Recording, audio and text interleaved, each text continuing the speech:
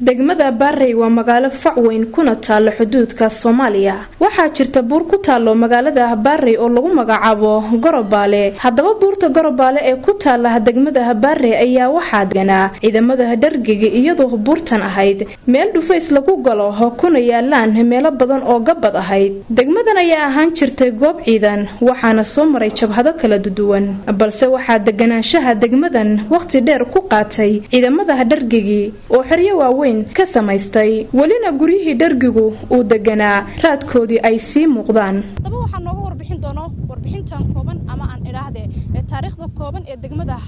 Barrey Axmed Cabdi Khaliif oo ku magac dheer Bulgub bismillaahir rahmaanir rahiim magacayga waxa la yiraahdaa Axmed Cabdi Khaliif Axmed Bulgubna ku magac dheerahay waxaan ahay odayaasha ka mid ka ah degmada Barrey run ahaantii markaan ka warramo waa degmo fac weyn oo ka mid ah degmooyinka deegaanka ugu fac weyn bay ka mid tahay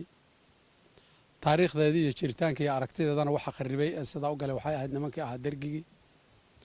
waxay iska ahayd meel goob ciidan bay ahayd maqratigeedana waxay idin meeshan hadda dhex taaganahay waa dhufayskii weynaa weeye buurta Gorobaale korkeeda isla markaas waxa buurtan ku wareegsan tarajayga xire military bay ahayd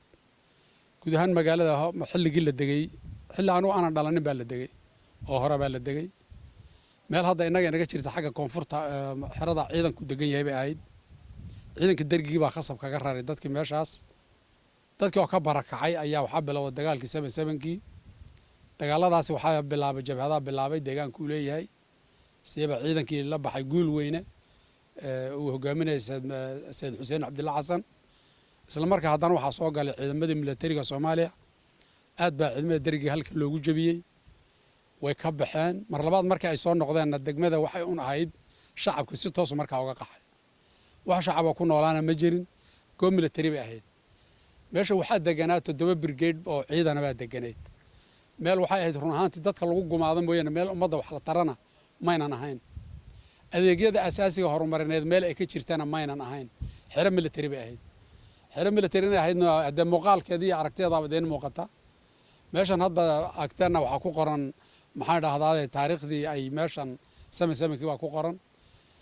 halkan hadda aan dhex taagnay godka waxa ahayd godkii saadka iyo hubka iyo ciidanka buurtan degan u dhiganayay bay ahayd difaac cirka u yaalay taangiya ku wareegsanaa buur kale hadda inaga dambayso dhinaca hadda koonfurta dhinaceeda ana xiradii taangiyada ahayd horta degmadu degmo sidaas ay ahayd oo xero military bay ahayd mooyane intaas kadib intii ka dambeysay dawladdu ay dhisantay maxaa dhahdaa EBRF ay wadanka qabsatay iyadoo run ahaantii wax ay u bedeshay oo weyn oo la yiraahdo EBRF waxaanay bedeshay ma aanan arag inta waan ku nooleen waana deganayn wax horumar ay ka qabteen oo nidhaahno EBRF iyadna xilliga qabsatay waxaasay ka bedesho macquul ah ma aanan arag haday ka tagi weydo isbitaal yar oo 2 qol iyo 3 qol ahaa oo haweenku gabdhuhuna ku dheeli karin maxaan dhahdaa dadna aan lagu daaweyn karin baa iyadna ee kol ka yar dhiseen qolal yar oo annaga gacantaana dugsiga sare hadda ka dhisan gudoomiyaha gobolka nin dhinto hadda Sahal Xasan la oranayay yaa abaabulay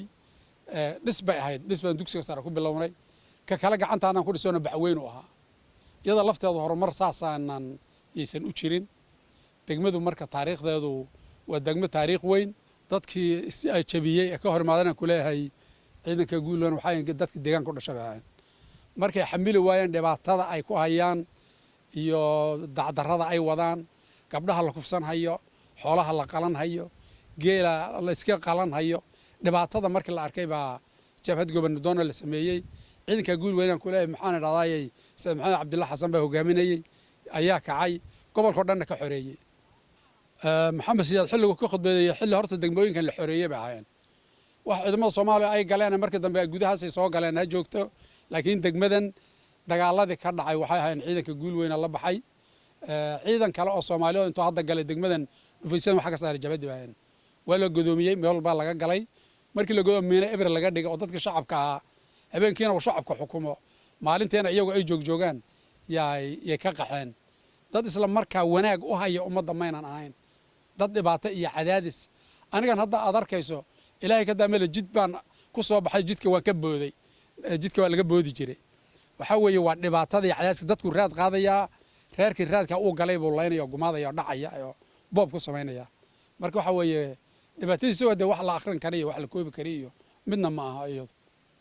degmada hadda degmada la dhihi karo hadda si fiican bay u tagtay waa muddo 30 sano ah waa intii burburka Soomaaliya ka dambeysay yaa dadku soo degay wixii ka horeeyay dad duur ku jira oo la laayo oo qaxo oo darga cadaadinaya ahayd 30 sano baa la oran karaa degmada Baarey way jirtaa inkastoo hadda degmad weyn oo baaxad weyn oo dad badan uu ku nool yahay haddana toos si direct wax loo dhigi karo way degnayd magaalo ahayd la dhigi karo intaas ahayd intii ka horeysay dad la cadaadiyo shacab oo kala waa tahay 30 sano baad sheegtay inay degmadu ay hadda caadi ahaan u jirto 30 sano ma xilliga la aas-aasayba mise waa intay dadkii qaxay ee degmada ka qaxdoomay ama ka tagay ay ku soo laabteenba adigoo bulshada u bayaanimaynaya ama u kala saaraya su'aasha waa su'aal fiican dadka qaar baa laga yaabaa markan hadda 30 sano ay dhacday inay moodaan xilliga la soo degay degmadan markii si rasmi ah loo yiraahdo waxa weeye 57 baa horta la aas-aasay isla markaa 58 waa la degay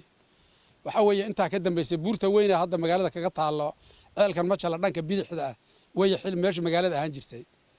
dadka aan ku leeyahay maatalayska umula duxaaba ka qaxiyay dad isagu iska uga guuray meelan ahayn way ka qaxiyeen markii dadka dhac badan iyo geelish intay soo kaxeeyaan ba halka lagu xareen jiray geeli markuu meesha ku dhamaaday oo dadkii la laayo gabdhii la kufsaday yaa meesha laga qaxay marka degmada aas-aaskeeda iyo shiritaankeedu xilligaas oo ahaa laakiin markan dambe waa intay nabadda ay ahayd ee dadku salka dhulka uu qumaata u dhigay baan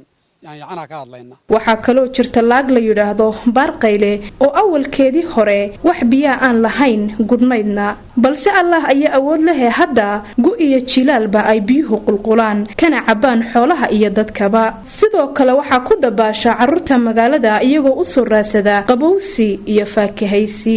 bismillahi raxmaani raxiim meeshan waxay ka mid tahay taariikhda ay leedahay degmada Baarey meeshan waxaa la yidhaahdaa baarqaylo waa meel durduro oo maxaa dhahdaa biyuhu iska socdaan weeye had iyo jeer jilaalkii iyo maxaa xilliga doogaba biyuhu waa iska sidan weeye ciyaalkan hadda iskaga dabaasha geela ka caba ariga ka caba marka waxa weeye meelaha ay degmada Baarey caamka taariikhdooda ku tahay ka mid tahay biyaha baarqayle durdurka iska socda biyahan horta waqtiyadii hore mayn lahaan jirin oo baarqayle la baxday oo biyo mayn lahaan jirin geeda baarana way lahayd qayladii badnayd iyo oonkii baa loogu magac daray kadib muddo hadda maxaan dhahdaayay badan oo ilaa 50 sano laga joogo ayay iska burqato ilaahay un biyo ka sii daayay marka gabiyadaas biyuhu ka socdaan sida geedka qurac hoos soo kale biyo gabi ka socdaan kuwan iyagana sidoo kale weeyo iyagana hoostay ka socdaan gabiyada ka socdaan marka waa biyo un ilaahay jahadiisa ka keenay weey marka de abaar dhacdan hadda magaalo weey waxa la iska xaalufo waa laga fogaano waa in biyo loo dhaamiyo markii kale si ay hadda barwaaqadan oo kale iska tahay ciido halkan ay ka cabtaa wax loo maxaan geelay waa laga balxiyaa oo xilliga jilaalku ka cabaa oo arigu waa sidoo kale weey ariga magaalada xaq u soo mar xaq u sii mari kamiyo dhawnaysna waa laga waraabiyaa uu ka cabaa waa tahay intaas waxay noogu eeg taariikhda koobnayd in kaga hadlaynay degmada Baarey ee gobolka Afdheer Tiri Yuusuf Nabad TV laagta baarqayle ee degmada Baarey